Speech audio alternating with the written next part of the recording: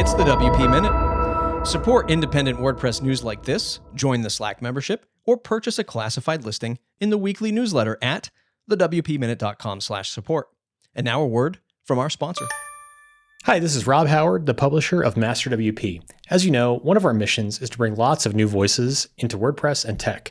That's why we're excited to announce our new Master WP workshop library, with the goal of helping WordPress fans become WordPress experts.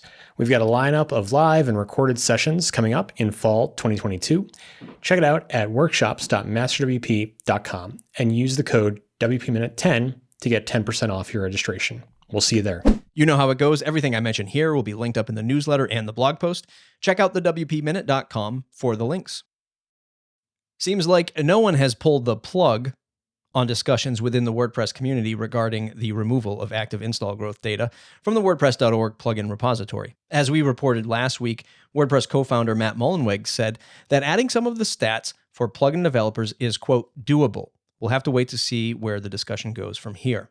Meanwhile, the WP Minute's Eric Karkovac wrote about what plugin developers should realistically expect from the WordPress project and its leadership. It might be that the project simply isn't there to help developers make money. Instead, their focus is likely trained on providing us with a platform to build upon.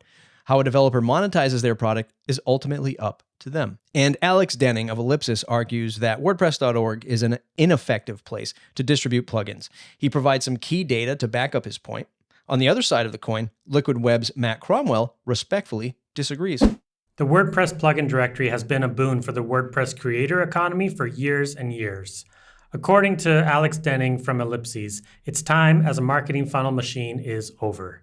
Denning argues that the plugin search algorithm puts too much weight on active install count, so new plugins have little to no chance of discovery and growth.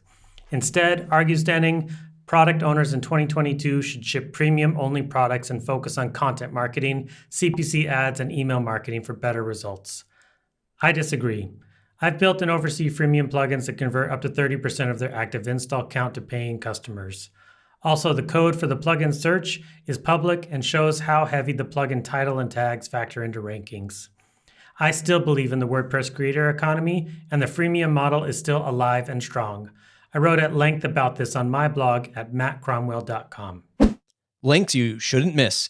Security is the focus of WordPress 6.0.3, which was released on October 17th. Be sure to update your websites as this release patches several vulnerabilities. If you'd like a rundown of the vulnerabilities involved in WordPress 6.0.3, PatchStack offers a full analysis. Users of the Shortcode Ultimate plugin will also want to update their latest version. Sarah Gooding of WP Tavern reports that a fix for an undisclosed security issue was recently added.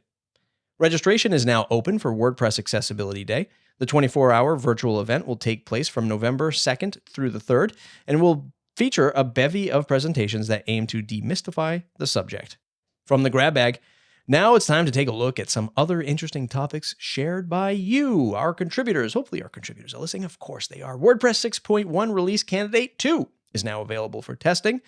Designer and software engineer Mike McAllister announced his new project, Ollie, an educational hub for WordPress creators. Development agency 10up has published a guide to Gutenberg best practices.